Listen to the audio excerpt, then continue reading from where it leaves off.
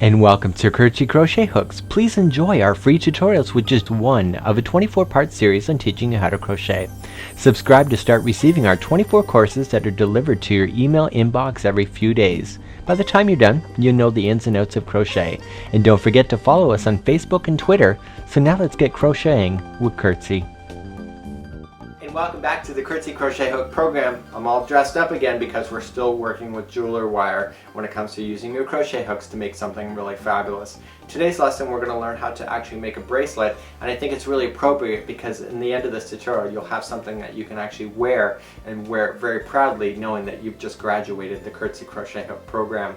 So let's get you started on how to make this bracelet right from scratch. We're going to apply some beads, and we're also going to show you how to finish off your bracelet at the end.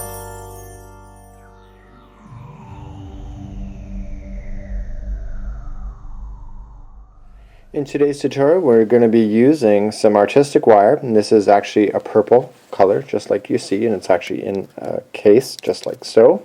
We're also going to be using the nail clippers in order to clip the wire. I'm also going to be using some pliers. I'm going to be using the Curtsy aluminum hook. It's a size 5.0 millimeter. Honest to God real crystals just like so. Yes, I'm stepping up the ante a little bit, so real crystals. I'm also using some really fancy other stuff. I want this bracelet to be purple as my main color, and then with a splash of other colors just like you see here. And what I need is a combination of 36 different beads, and what I have here is that I'm going to show you exactly what you need to do in order to start. So let's get your material prepared, and let's open this up and start your crochet tutorial. Now the magic number is 9, so no matter what you want to do here, you always want to have 9. And if it helps you to lay it out in advance, you can do so. And I have a really weird shape here, teardrop of crystal, so I want to make that the center of the top of my hand, and then it has to be 9. So 1, 2, 3, 4, 5, 6, 7, 8, 9. So what I tend to do is work from the center, work on out, and just because it looks like it's all sequential right here doesn't mean it has to be, but I want one of them to be it because I want to make sure that these go all the way around my arm and I just don't end up with a chunk of crystal on one part of my bracelet and not another. Okay, all my crystals are now on my wire, and now I'm going to begin and create a slip knot just like I've showed you in the other two tutorials. Slip in my crochet hook just like so, and I want it to be generous on the tail. Remember, we're going to be using that to help fasten in this bracelet in the end. So now I want you to chain 3. This does not count as 1. So 1, 2, and 3. And now we're going to begin. So what we just need to do is just slide up. I'm going to slide a crystal up, catch the crystal on the other side, just like so, and then 2. So I always say 1 and 2. So let me slide the next one. So it's up. So I'm going to go 1 and 2. Slide. 1 and 2. Slide. 1 and 2. So you'll notice where the crystals are, they have more wire going around and through it. Not a big deal. It's pretty cool. So 1 and 2. 1 and 2. So I'm using some beautiful crystals, so if I don't like this bracelet at the end, I'm not too worried about cutting. The wire is so kind of inexpensive, so it's not something that if I have to cut later, I'm going to be that worried about it like breaking the bank, as I can say. And then my last one here, so this is where you have to pay attention. So we're going to go 1, 2, 3, and 4. So you're thinking to yourself, okay, you started off with 3 here, but you're starting off with 4 over here, and watch what happens. I'm going to cut, leaving a nice generous tail, and I'm going to pull, and look what happens to the last one. That's right. And so when I pull this one, look what happens. Just like so. So you want to make sure that you kind of match it as best as it can. And so this is one of the 4 chains that you'll do. So what I want you to do is take in the rest of your beads here, lay them out in sets of 9, and do exactly what I just showed you. So now I'm going to start playing with these colors and seeing what I can come up with. So you want 4 of these chains. Okay, so now I put these all together, and just like so, so now there is 4 sets. You can do 3, you can do 6, you can do as many as you want. It's up to you. So now you want to look at it from a point of view of artistic and make sure that there's nothing that's out of balance. Sometimes when you put these things together, maybe I put too much pink on one side, so if I want to change it, like for example I got too pink close to this side but not enough pink on the other, I can just simply rotate these around just like so. And what I want to just do now is I'm satisfied is that, and sometimes being random too is just as good. So I want to grab these all by the last piece, okay, so that they're all together, and I want to twist these all together. So I'm going to twist the last stitch together. So I'm twisting and pulling, and I want to look at it one more time, making sure everything is going to come together. So now what I'm going to just do now is that I'm going to divide these into 3, so you actually see 4, so I'm going to make 2 together, and I'm going to start braiding them. So I'm just going to start manipulating and braiding the 3 together. The braiding technique is pretty standard when it comes to the jewelry, and what you're just doing here is that you're making the rocks and the crystals all look like they're just randomly put on, but in actual fact you know the secret that you've put on 9 on each. And so by just braiding them, you're kind of making it look like a jumbled creative artwork, really. So I'm just continuing to go, and I want to braid right to the end. Okay. And sometimes you end up with some wires that are longer than others, and so what we want to do at the end, we just kind of want to pull and push them all back into configuration. And so therefore you got this so far. Look how fabulous that is. I'm loving it already. Sorry, you calm down. I love making these jewelry. So at the end I want to twist all of these. I am so going upstairs after I'm done this tutorial to show Daniel. I think this is so cool. So one thing with the wire, if you don't like this crystal being underneath, watch, you can just pop it up. You can manipulate it, you can make it shorter, you can make it smaller, you can make it wider. Lots of creativity. So how are we going to get this bad boy to now fasten as a bracelet? And remember, we can still adjust later on as well.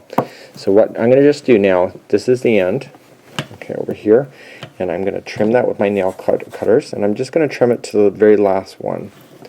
Last one meaning the shortest one, and that is enough distance. That's all I need. Look at the difference. Okay, and these are called a crimping tube right there. So what we need here first is a ring. So let me insert a ring. So now what we need to do is that we need to insert on the crimping tubes, and we're only going to insert the crimping tube onto 2 of the 4 wires. The reason why is that the thickness of the wires cannot go, you can't get all 4 through that, because what we want to do is just bend it back. You can see I've already done an outtake on this because the wires are already somewhat bent already. My mistake on there, I might as well tell you my mistake, which caused an outtake, is that I thought to myself, I couldn't find a ring in order to do the next part to put on the toggle, so I substituted a chainmail ring. And when I substituted, the chainmail is kind of really flimsy, and the chainmail ring opened right up, causing a lot of problems.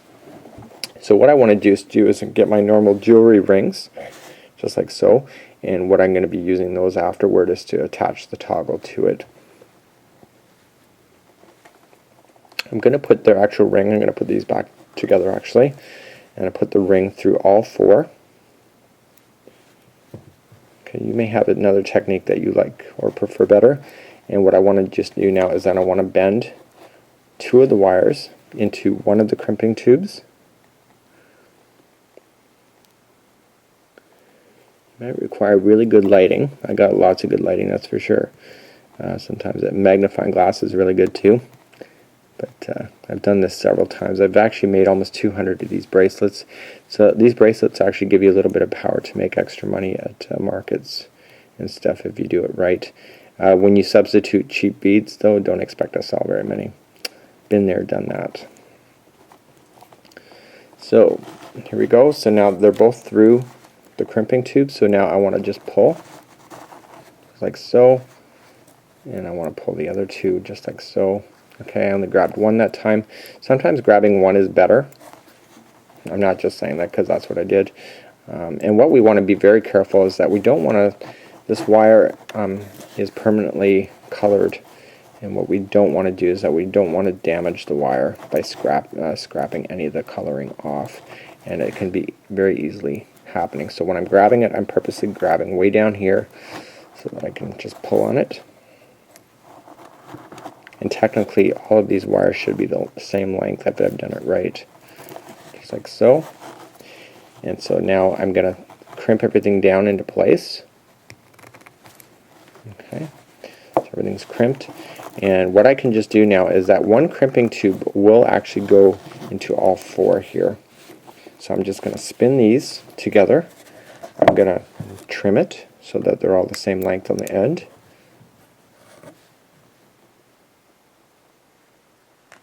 And the reason why I'm doing that is that you do not want any of these loose ends to be stabbing anybody. So what you want to just do is at the very end, you just want to keep it close to the end, just like so. And you want to bend these over.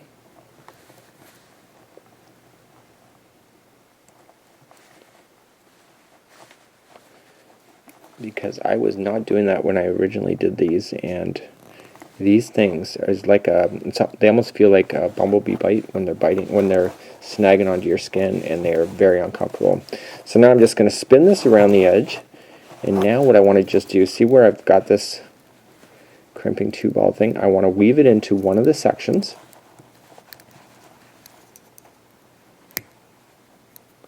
And again, I do want to be as delicate with the wire as I possibly can without scratching any of the coating off. You probably wouldn't notice it very much, but why would you want to try to scratch it off too, right? So now that it's through a section, I want to turn it and I want to bend it onto itself so it's right into the actual material. So then that will not snag onto your skin at all. So here is your tube, so you'll need your other set of pliers, okay, and you'll need the other one, and we want to open this, and there's a huge difference between this one, and we want to put on our first toggle. So basically what I've just showed you now, I want you to repeat on the other side, putting on the opposite toggle, and I'll meet back up with you at the end where we'll just review this product. So just do that again for the other side, and let's see how fabulous you can get your bracelets to be. Well, here it is. So I have my toggles on both sides, just like so. Isn't this absolutely gorgeous? I'm telling you, I was literally just looking through my jewelry stash. I have a few 100,000 beads here in stock because I started wanting to make jewelry on a full-time level, so I started collecting stuff. And I just reached in and I just made a quick decision, and I love it. Look at that. Look how big and bold and bright that is. So this is my crystal crochet bracelet. Oops, sorry. I know that makes a sound when it comes down, but look at that. So I like things when they're moving around, so this one's going to move around on the top, and absolutely gorgeous. So on behalf of Curtsy Crochet Hook, this is your final tutorial of the 24-step program, and we'll see you next time. So this is it, lesson number 24, and now you got a great bracelet that you can wear and show all your friends and say that you know how to crochet, and you can classify that as a little gift to yourself that you've just graduated our program. I'm your host, Mikey. This is not goodbye, but this is a pause for now. You never know that in the future on this channel that we're going to be posting more video series just like we've just presented now, so that we can expand your creativity even further. We hope that along the way that you came to our website to take a look at our products and see that what we have to offer is really quite amazing. It's more economical for you to be able to buy your crochet hooks within the kits than it is to buy it individually, and I hope that you've been able to see that on our website. So this is not goodbye, but I would say safe journey, and we'll see you next time here at the Curtsy Crochet Hook program. Until next time, I'm your host, Michael Selig.